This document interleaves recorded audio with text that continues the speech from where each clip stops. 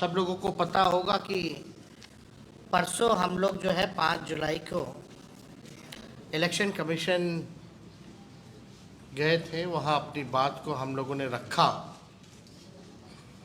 और मजबूती के साथ जो है जो भी शंकाएं थी, सवाल, लेकिन चिंता इस बात की है कि कोई सवाल का कॉन्क्रीट जो जवाब आना चाहिए, स्पष्टीकरण जो आना चाहिए, क्लैरिटी जो होना चाहिए,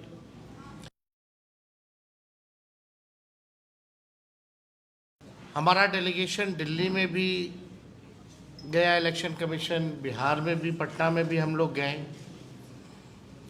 लेकिन सवाल का जवाब हम लोगों को नहीं मिला।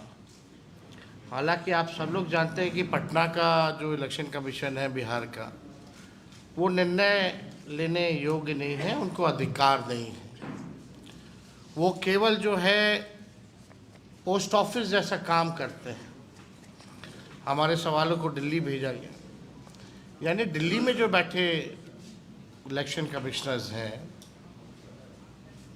अब तक ऐसा क्यों नहीं हुआ कि विपक्ष के सवाल को, जनता के सवाल को आकर एक बार भी अगर प्रेस कॉन्फ्रेंस करके सारी बात को स्पष्ट कर देते, क्लियर कर देते, कोई कंफ्यूजन नहीं रहता। लगातार आप सब भी मीडिया के लोग जो हैं जनता के बीच जा रहे हैं और जनता का यही कहना कि हमारे पास जो 11 डॉक्यूमेंट जो मांगे गए हैं वो डॉक्यूमेंट नहीं है। हमारे पास आधार कार्ड है, हमारे पास राशन कार्ड है, हमारे पास मनरेगा कार्ड है, यही बिहार के गरीबों के पास उपलब्ध है। यानी स्पष्ट है कि जिनका 11 दस्तावेजों में से नहीं होगा उनका जो है नाम काट दिया जाएगा। 6 जुलाई यानी कल इलेक्शन कमीशन ने फेसबुक पे और अखबारों में एडवर्टाइजमेंट निकाला, हम लोग आएंगे, अपनी बात को रखेंगे। लेकिन चुनाव आयोग एक दिन में 3 अलग अलग दिशा निर्देश जारी करता है। यानी चुनाव आयोग खुद ही कंफ्यूज है, तभी एक दिन में जो है 3 अलग अलग दिशा और निर्देश जो है जारी किए जा रहे हैं। और जो विज्ञापन, फेसबुक पोस्ट और आधिकारिक आदेशों में आप देखिएगा विरोधाभास पर स्पष्टीकरण की मांग। बिहार के लाखों मतदाताओं के अधिकारों और लोकतांत्रिक प्रक्रिया की पवित्रता को ध्यान में रखते हुए भारत निर्वाचन आयोग द्वारा जारी विज्ञापनों और फेसबुक पोस्ट में पाए गए गंभीर विरोधाभासों पर गहरी चिंता हम व्यक्त करते हैं। हमारा अलायंस जो है, गहरी चिंता हम सब लोग। आप देखिएगा, अगर हम सवाल पूछे तो पहला सवाल, विज्ञापन बनाम आदेश, जो इनका आदेश जो निकलता है वो कुछ और है और विज्ञापन में जो निकलता है वो कुछ और है। हम जानना, भारत निर्वाचन आयोग ने कल बिहार में समाचार पत्रों में पूर्ण पृष्ठीय विज्ञापन प्रकाशित किया है, जिसमें कहा गया है कि यदि दस्तावेज और फोटो आएंगे, आपको एक न्यूज़पेपर जो है, ये फुल पेज जो है एडवर्टाइजमेंट जो है ये छापा गया है और इसमें आप देखिए दोनों बातें कही हैं। पहला, गणना प्रपत्र बीएलओ से प्राप्त होते ही तत्काल आवश्यक दस्तावेज तथा फोटो के साथ बीएलओ को उपलब्ध करा दें। और ये ऐड और इनका आदेश जो है उसमें और भी अंतर है, विरोधाभास है। तो आप समझ सकते हैं कि क्या स्थिति जो है जून 2025 से स्पष्ट रूप से अलग है, जिसमें 11 निर्धारित जो दस्तावेज जो है वो मांगे गए। अब 24 और ये ज्ञापन में कितना भारी अंतर है, वो भी हम लोगों के पास है, जो नोटिफिकेशन आप लोगों को स्क्रीन पे भी दिखाएंगे, बाद में आप लोगों को उपलब्ध भी करा दिया जाएगा। कल चुनाव आयोग के आधिकारिक फेसबुक, ये अलग 3-4 पेजें हैं हमारे पास। अब इसमें इंटरेस्टिंग चीज़ें देखिए। 6 जुलाई दस्तावेज बाद में भी दिए जा सकते हैं, लिखा गया है। फिर दूसरा पोस्ट किया गया है 3 बजे, यानी 1 घंटे बाद।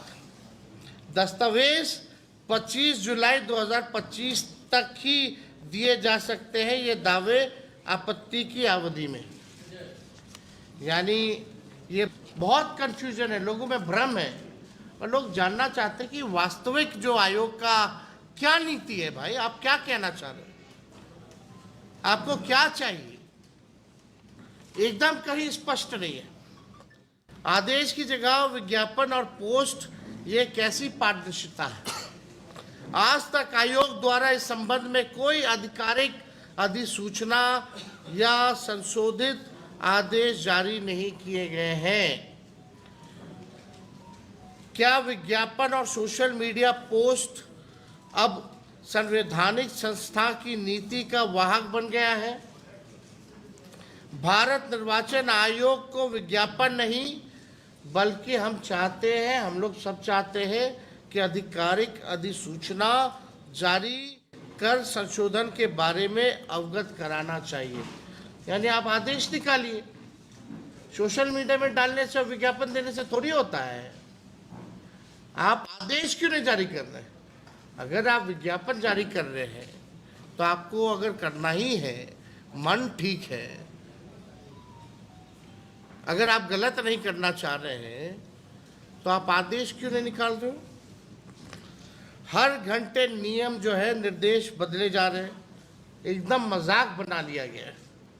बिना दस्तावेज फॉर्म जमा कराना, क्या यह रणनीति है या शंका को उत्पन्न करता है कि दस्तावेज के बिना फॉर्म इकट्ठा कर लेना और बाद में राजनीतिक प्राथमिकताओं के अनुसार कुछ नाम हटा देना या छांट देना?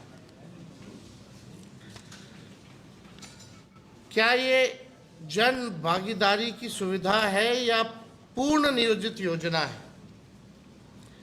आयोग ने यदि वाकई मतदाताओं की सुविधा को ध्यान में रखते हुए लचीलापन लाया है तो इस पर विधिवत आदेश जारी करे। यदि नहीं तो इस प्रक्रिया को संवेदनशील और सत्तानुकूल हेरफेर का जरिया ना बनने दे। छठा, आयोग की विश्वसनीयता पर जो है संकट है। ऐसा विरोधाभासी बयानों से आम जनमानस में अविश्वास पनप रहा है। चुनाव आयोग आंकड़े जारी कर बता रहे हैं कि इतने प्रपत्र बांट दिए, इतने फॉर्म जो है कलेक्ट कर लिए, लेकिन ये सब वास्तविकता से बहुत दूर है। ये केवल जो है आई वॉश का काम जो है चुनाव आयोग कर रही है। पटना निर्वाचन आयोग में मीटिंग में हमने कुछ सवाल जो है रखे थे। पहला सवाल हम लोगों ने रखा था, क्या भारतीय निर्वाचन आयोग को केवल वही 11 दस्तावेज स्वीकार करने का विशेषाधिकार प्राप्त है? दूसरा, सरकार द्वारा जारी अन्य दस्तावेज जैसे आधार कार्ड, राशन कार्ड, मनरेगा कार्ड, जॉब कार्ड इत्यादि मतदाता सूची पुनरीक्षण प्रक्रिया में अस्वीकार्य क्यों है? मतलब इन कार्डों को, आधार कार्ड हो, जॉब कार्ड हो, मनरेगा कार्ड हो, राशन कार्ड हो, इसको आप लोगों ने इंक्लूड क्यों नहीं किया, एक्सक्लूड क्यों किया? आधार कार्ड जारी करते वक्त सरकार आपकी आंखों की पुतली, फिंगरप्रिंट सहित पहचान और आवास के कई दस्तावेज मांगती है। जब आप आधार कार्ड बनवाते हैं तो आपका फिंगरप्रिंट भी लगता है, आपका आँख का पुतली का भी लगता है, आपका एड्रेस का भी प्रूफ लगता है, तब जाकर के जो है आधार कार्ड की ज़रूरत होती है। अब हम चाहेंगे कि एक बार आप देखिए आधार कार्ड वाला, ये बड़ा इंटरेस्टिंग है। आप लोगों के समक्ष हम आधार कार्ड के बारे में हम बता दें। इलेक्शन कमीशन का जो फॉर्म है, फॉर्म 6, अभी भी इसमें आधार कार्ड इंक्लूडेड है, लेकिन बिहार में इसको एक्सक्लूड क्यों किया गया है, ये आज तक अभी तक का नोटिफिकेशन है।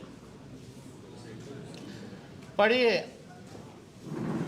आधार कार्ड यानी PAN card, driving licence, age और डेट ऑफ बर्थ को रिलेटेड, ये अभी भी जो है आप देख सकते हैं स्क्रीन पे कि अगर आप फॉर्म 6 गूगल करके इलेक्शन कमीशन का आप निकालेंगे तो अभी भी आधार कार्ड इनके गाइडलाइन में, इनके नोटिफिकेशन में इंक्लूड है। अब सवाल खड़ा होता है, और राज्यों में आधार कार्ड चलेगा, बिहार में आधार कार्ड नहीं चलेगा? ये तो बड़ा सवाल है, ये तो खुद ही कंफ्यूजन पैदा कर रहा है। आप जो है एक तरफ बिहार में जो फॉर्म बांट रहे हैं उसमें आधार, जॉब कार्ड, राशन कार्ड हटा दिए, लेकिन अपने गाइडलाइन में से नहीं हटाए हैं। ये तो बड़ा, चुनाव आयोग कंफ्यूज है, क्या करना चाह रहा है भाई चुनाव आयोग? आधार कार्ड को क्यों हटाया गया, हमारा ये सवाल है। यदि जनप्रतिनिधित्व अधिनियम अथवा संविधान में ऐसा कोई स्पष्ट प्रावधान है तो 11 दस्तावेजों की सूची किस प्रक्रिया से तय हुई है? क्या ये न्याय संगत है? ये सवाल जो है हम लोग पूछना चाहते हैं निर्वाचन आयोग से। निर्वाचन आयोग जैसी संस्था की साख पर सवाल उठ रहा है। लोकतंत्र के लिए ये खतरे की घंटी है। हम लोगों की मांगे हैं। पहली मांग, भारत निर्वाचन आयोग तत्काल इस संबंध में स्पष्ट लिखित और आधिकारिक आदेश जो है जारी करे। दूसरा, किसी भी विज्ञापन या फेसबुक पोस्ट की जगह राजपत्र, अधिसूचना या सार्वजनिक प्रेस नोट के माध्यम से नीति बताई जाए।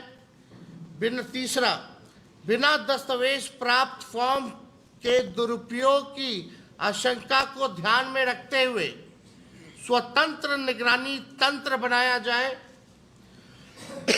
चौथा, मतदाता नामांकन हटाने की प्रक्रिया में पूर्ण पारदर्शिता और राजनीतिक निरपेक्षता सुनिश्चित हो। पांचवा, आयोग विपक्ष एवं जनता द्वारा उठाए जा रहे सवालों, शंकाओं, शिकायतों और गंभीर आरोपों का बिंदुवार जवाब दे। आयोग इसकी निष्पक्ष जांच कराए और किसी प्रकार की राजनीतिक मिलीभगत को रोकने के लिए कठोर कदम जो है आयोग उठाए। पांचवा, बिहार में 4 करोड़ से अधिक निवासी अन्य राज्यों में स्थायी और अस्थायी रूप से कार्य करते हैं। क्या 18 दिन बचे हैं? अब 18 दिनों में अपना सत्यापन जो है वो करा लेंगे? क्या सरकारी स्तर पर उन्हें बिहार लाने की कोई योजना की गई है, अथवा उनके वोट को काटने का उद्देश्य है केवल उनका, जो बाहर रह रहे? धान रोपने का समय है, बारिश और बाढ़ का समय है, कहाँ से हो पाएगा टाइमिंग पे? तो सब लोगों का सवाल है। नंबर 6, हम लोग चाहते हैं कि निर्वाचन आयोग डैशबोर्ड ऑनलाइन जो है कौन से विधानसभा वाइज कितना सत्यापन हुआ है, एवरी डे, हर दिन जो है सार्वजनिक करे कि इतना दिन जो है लोग सत्यापन किए हैं। विधानसभा वाइज जो है ये करना चाहिए, लाइव रियल टाइम अपडेट देना चाहिए विधानसभा वाइज। 7वां, निर्वाचन आयोग ने बताया कि प्रत्येक बीएलओ के साथ 4 उनके साथ जो है सपोर्ट में जो है सहयोगी जो है दिए गए हैं, स्वयंसेवक लगाए गए।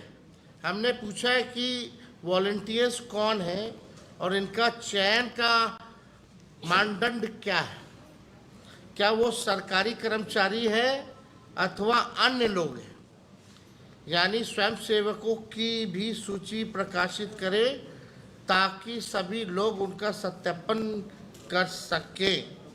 अब ये सवाल उठता है, पहले जब इलेक्शन कमीशन जब नोटिफिकेशन निकाला तो इसमें 1 लाख लोग जो हैं, पहला दूसरा ये दिनांक 28/6/25 का है नोटिफिकेशन, इसमें बोला गया कि 1 लाख लोग लगाए गए। चलिए, ये नोटिफिकेशन 28 तारीख का है, 28/6 ये, और ये है 3/7 का, यानी ठीक 5 दिन बाद इसमें है कि 4 लाख लोग लगे। अब मेरा सवाल है कि ये जो वॉलंटियर्स रूप से जो कर रहे हैं, इनका मापदंड क्या रखा गया है? ये सरकारी हैं या गैर सरकारी लोग हैं जो वॉलंटियर्स हैं? और इनकी सूची जो है वो जो है ऑनलाइन इलेक्शन कमीशन को डालना चाहिए ताकि सत्यापन में लोगों को दिक्कत ना हो, लोग जाने तो आखिर कौन लोग हैं जो मदद कर रहे हैं और इसका मापदंड क्या रहा है, कैसे चुनाव आयोग ने चयनित किया है। और ठीक जो है कुछ दिन बाद ही अपना गाइडलाइन बदल देते हैं, पहले लगाते हैं 1 लाख, फिर 4-5 दिन बाद लगाते हैं 4 लाख, यानी खुद ही कंफ्यूजन है।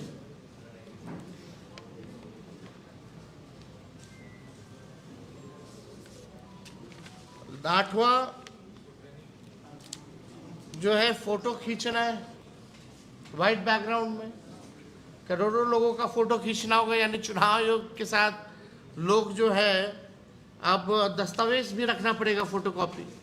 इस पे कितना खर्चा होगा, वो खर्चा कौन देगा? कहाँ से गरीब जो है पासपोर्ट साइज फोटो लाएगा? भारत निर्वाचन आयोग एक संवैधानिक संस्था है, उसकी साख और निष्पक्षता लोकतंत्र की नींव है। इसलिए हम मांग करते हैं कि आयोग जनता की अपेक्षाओं, कानूनी प्रक्रिया और लोकतांत्रिक गरिमा को ध्यान में रखते हुए अपनी नीति बिल्कुल स्पष्ट करे। और हमारा ये मांग है कि इस काम को ही रोक दिया जाए, चुनाव के बाद जो है इस काम को जारी किया जाए, क्योंकि अब 18 दिन रह गया है, अभी भी इतनी शिकायतें हैं। ज़रा चुनाव आयोग बीएलओ से बात करे, कितना बीएलओ गाली खा रहा है, घर टू घर जा रहा है तो, और बीएलओ से पूछे कि गरीबों के पास कौन कौन से डॉक्यूमेंट्स हैं, इसलिए इस काम को रोक दिया जाए। हम लोग सब लोग जो है, कई लोग जो है कोर्ट का दरवाज़ा हम लोगों ने खटखटाया है, वहाँ भी अपनी बात को कोर्ट के समक्ष जो है हम लोग रखेंगे। इसमें आप सब लोगों को भी सूचना मिली होगी, और हम चाहते हैं कि हमारे अन्य जो साथी हैं कांग्रेस के पीसीसी, वो अपनी बात को जो है, कांग्रेस माइक दे, वो अपनी बातों को जो है रखें।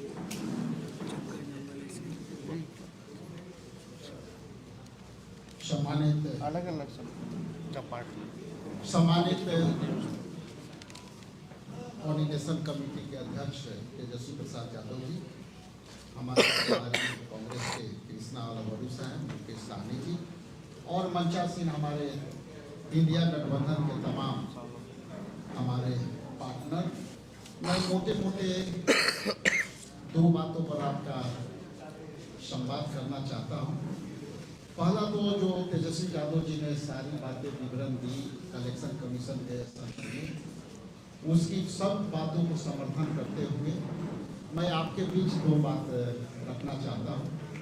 पहला तो जो जैसा कि बोला गया या तेजस्वी जी कहे कि ये इलेक्शन कमीशन एकदम कंफ्यूज है। अब वो समझ में नहीं आ रहा है कि हम कौन सा निर्णय लें और कौन सा इसको जारी करें। उसका पहला प्रमाण ये है कि ईआरओ को, जो ईआरओ को अधिकार दिए गए हैं और एक व्यक्ति यदि निर्णय लेता है तो वो उसकी निर्णय निष्पक्ष नहीं रहे।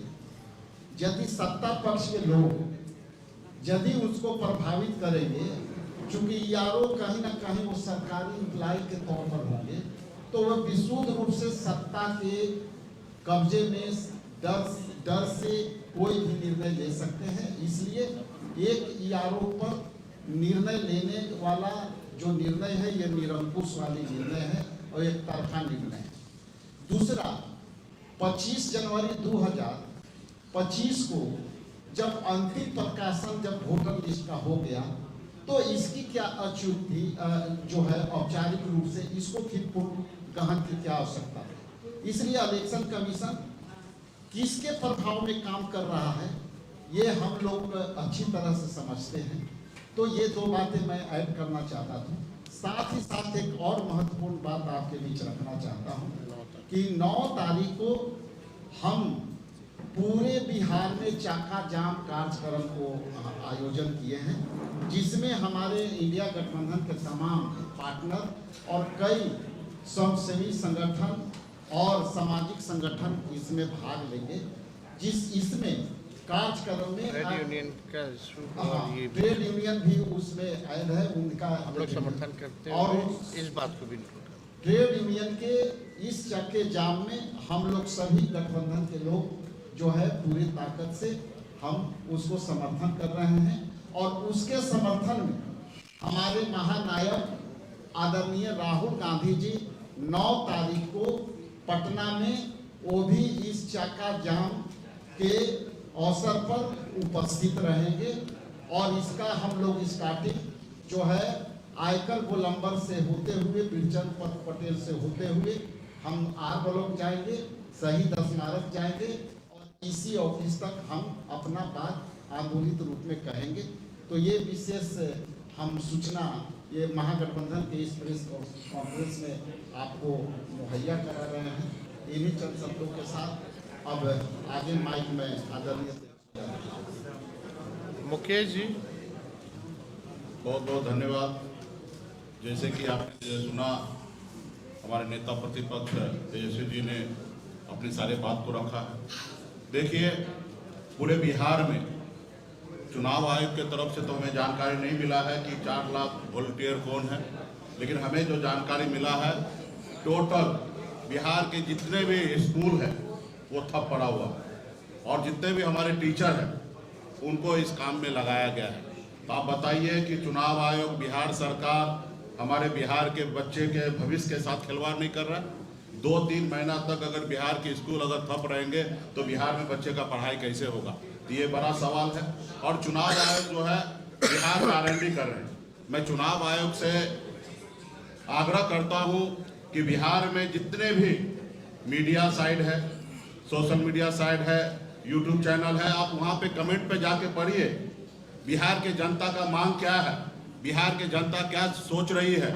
99.9% जो लोग हैं वो चुनाव आयोग को कहीं ना कहीं कटघरे में डाल रहे हैं। आप बताइए कि हमारे देश के चुनाव आयोग को हमारे बिहार के जनता, देश के जनता अगर इस तरीके से कटघरे में रखा जा रहा है तो इस पर कहीं ना कहीं चुनाव आयोग को अपने गिरेबान में झांकना चाहिए कि बिहार में क्या कर रहे हैं। तो इसलिए मैं चाहूँगा कि चुनाव आयोग गंभीरता से बात को समझे, इसको वापस करे।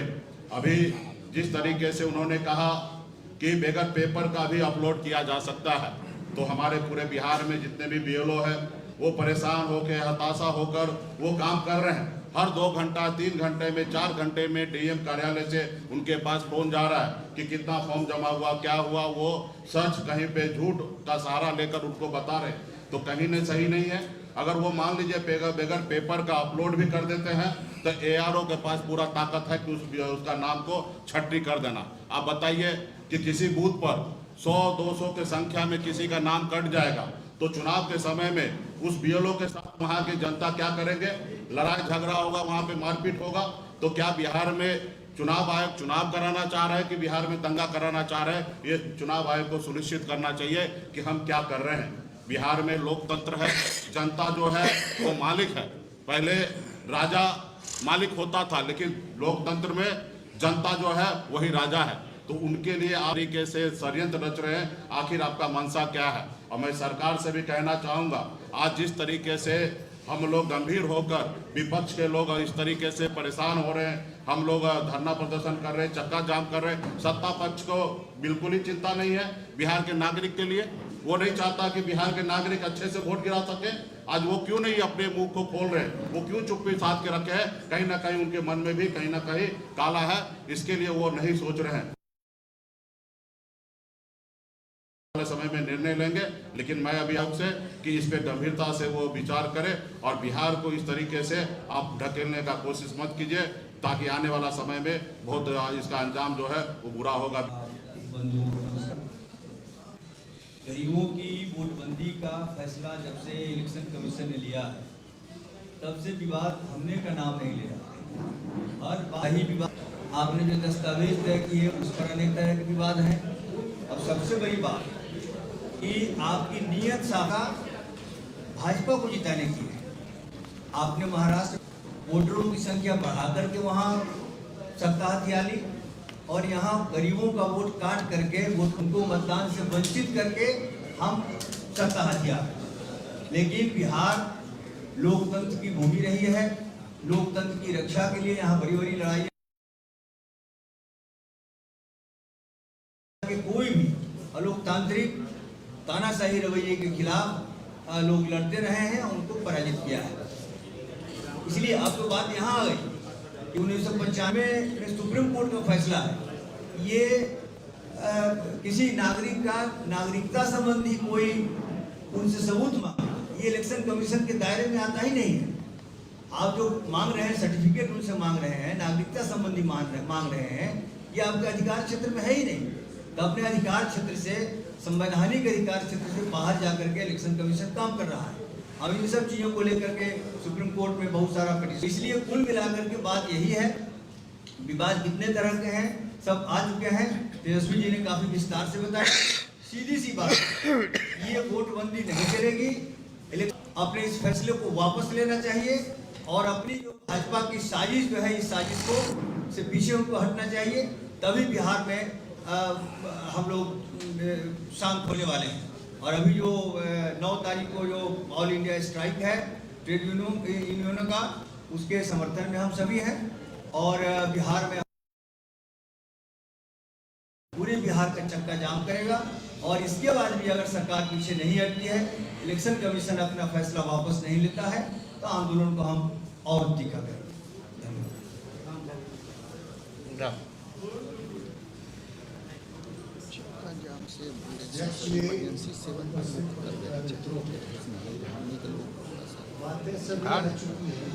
ये कहना चाहता हूँ, चुनाव आयोग का ये जो एक्सरसाइज है, ये कवायद है, ये पूरी संदेह के घेरे में। और वो इसलिए ये लोगों के वोट के अधिकार को छीनने की कोशिश है और लोकतंत्र पर हमला है। लोकतंत्र पर हमला करने में ये इस सरकार को, मोदी जी की सरकार को महारत हासिल है। और ये तमाम संवैधानिक संस्थाओं का इस्तेमाल अपने इस गलत इरादे को पूरा करने के लिए आ रही है और लोकतंत्र और संविधान के सामने खतरा प्रस्तुत है। ये लेटेस्ट नमूना है जब चुनाव आयोग जैसी संवैधानिक संस्था का दुरुपयोग किया जा रहा है बिहार में आम गरीब मतदाताओं को मतदान की प्रक्रिया से बाहर करके और चुनाव को अपने पक्ष में ले जाने के लिए भारतीय जनता पार्टी चुनाव आयोग के सहारा लेकर के ये काम कर रही है। और इसलिए इसका सभी तरह से विरोध हो रहा है। आगामी 9 तारीख को, चूंकि ये सरकार मजदूरों के अधिकारों पर, किसानों के अधिकारों पर, समाज के तमाम तबकों के अधिकारों पर, उनके लोकतांत्रिक रही है, हमला कर रही है। इसी के खिलाफ मजदूरों की ऑल इंडिया स्ट्राइक भी है, राष्ट्रव्यापी स्ट्राइक का कॉल है सेंट्रल ट्रेड यूनियंस की तरफ से।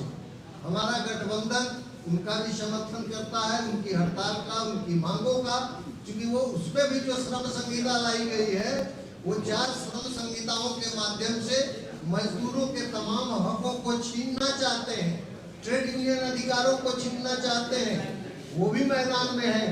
इसलिए हमारी पार्टी भारतीय कम्युनिस्ट पार्टी और पूरा महागठबंधन मजदूरों की मांगों का समर्थन करते हुए और उस दिन बिहार में चक्का जाम का आयोजन इस चुनावी प्रक्रिया में धांधली जो बरती जा रही है, वो संदेह इसमें पैदा हुआ है और लोगों के वोट के अधिकार को छीनने की जो साजिश है उसके खिलाफ चक्का जाम होगा। कई संगठनों ने बंद का भी आह्वान किया है।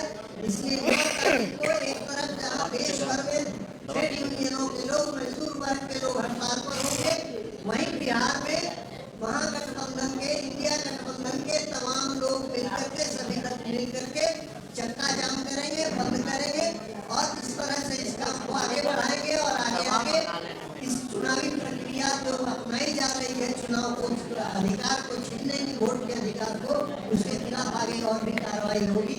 इन्हीं शब्दों के साथ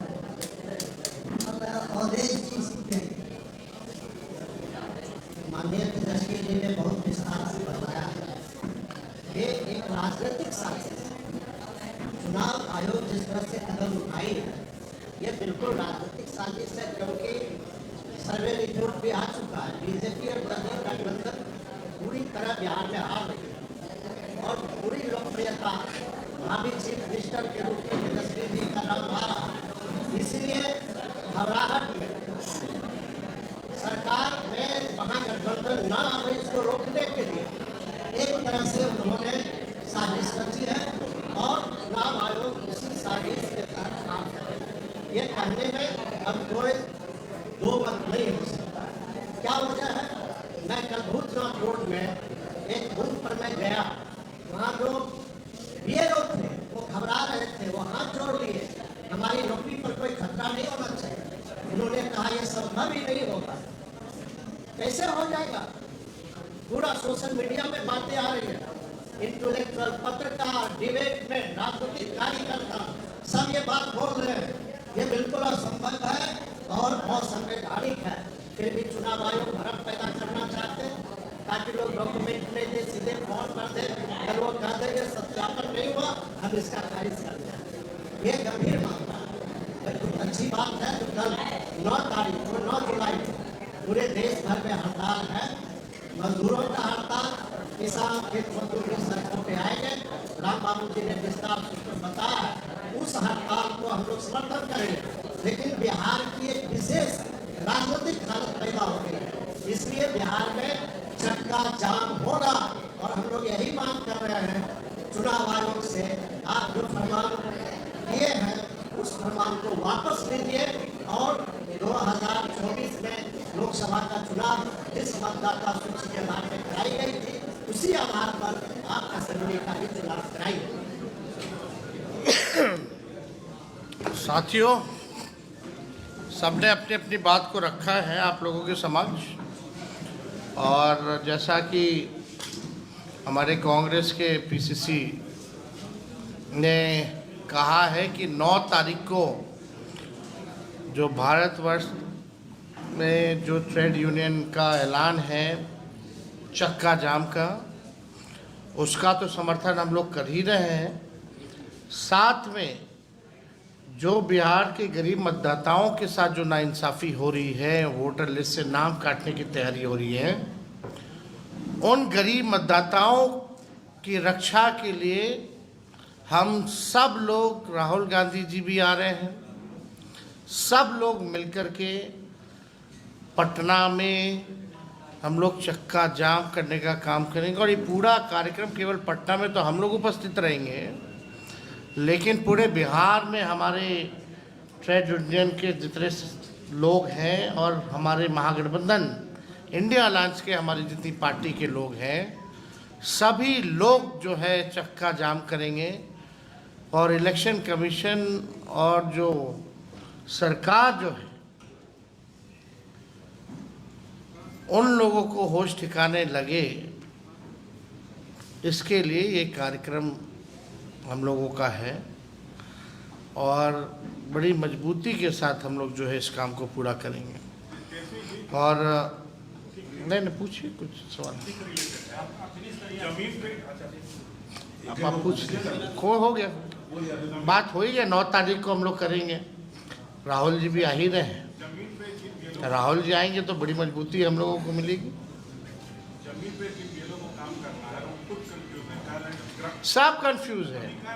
अरे जब इलेक्शन कमीशन कंफ्यूज रहेगा तो सब कंफ्यूज होगा ऑटोमेटिकली। आप हर घंटे अपना गाइडलाइन बदल रहे हैं। आपको हम कई उदाहरण दिखा देंगे। उनका जो पेपर में जो एडवर्टीजमेंट है उसी में कंफ्यूजन है। वो जो फेसबुक पोस्ट में 1 घंटे पहले कुछ डालते हैं, दूसरा घंटे में कुछ और डालते हैं। अब तक आप बताइए ना कितना आदेश उन लोग निकाल चुका है या कंफ्यूजन में। कई उदाहरण हम लोगों ने दिया है। तो जब इलेक्शन ही कमीशन कंफ्यूज है तो जो नीचे जो बेलोज हो या और कोई हो या सत्यापन में जो लोग लगे हैं सब लोग कंफ्यूज है। और उससे भारी कंफ्यूज तो मीडिया है। मीडिया इस खबर को दिखाई नहीं पा रहा कि भाई हो क्या रहा है। इनके लिए तो दोनों विषय है।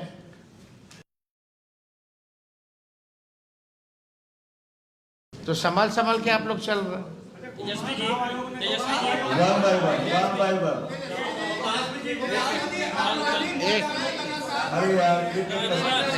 एक हमारे जिला के हैं, एक बार उनका भी सवाल ले लेते हैं। बताइए। आपराधिक घटनाएं लगातार बढ़ रही हैं। गोपाल खेमका के हत्या के बाद चुनाव आयोग से संबंधित पूछिए। आज का केंद्र चेहरे रखिए चंद्रमोहन प्लीज आज केंद्रित रखिए सिर्फ चुनाव आयोग से संबंधित। देखिए चुनाव आयोग के संबंधित ये केंद्रित है, लेकिन आपका जो सवाल है आपको भी डर लगता होगा बिहार में रहने, है ना। नीतीश जी के राज में हम एक बार स्पष्ट कर देते हैं, कोई भी सेफ नहीं। यही नीतीश जी के राज में ऐसा कौन सा वर्ग है, चाहे व्यावसायिक वर्ग हो, कारोबारी हो, डॉक्टर हो, इंजीनियर हो, चाहे किसी भी प्रोफेशन से, चाहे जर्नलिस्ट क्यों ना हो, पिटाया है कि नहीं पिटाया है, मार खाया कि नहीं खाया, गोली मारा गया कि नहीं मारा गया, आप हमको बता दीजिए।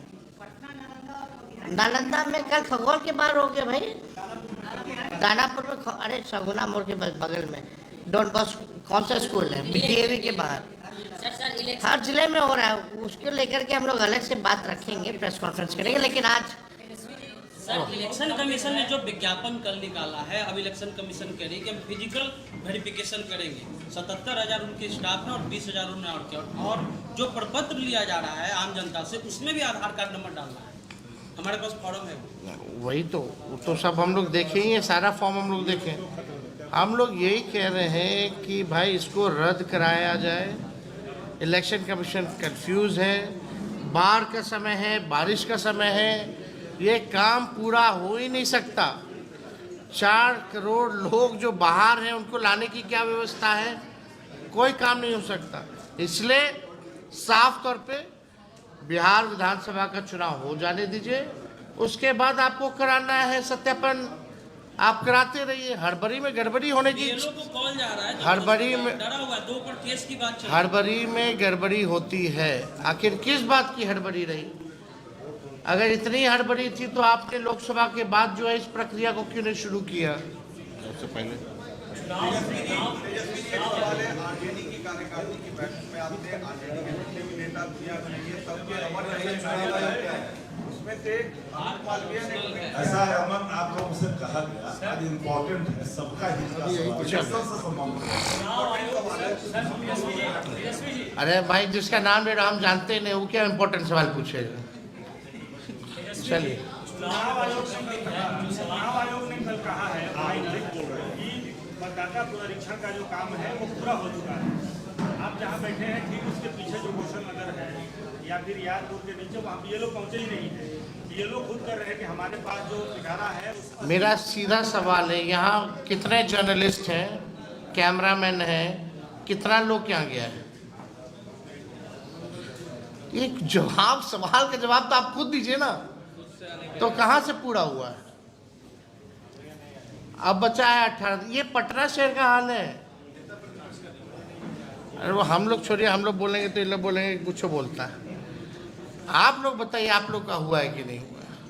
कितने लोग हाथ उठा के बताइए, अरे हाथ उठा के बताइए।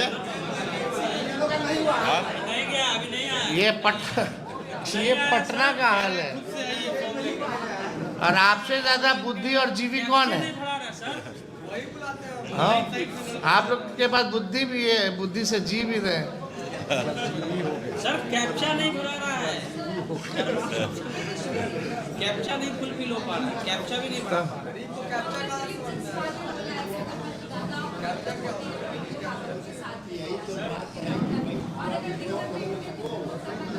दिक्कत ही वही लोग कर रहे हैं।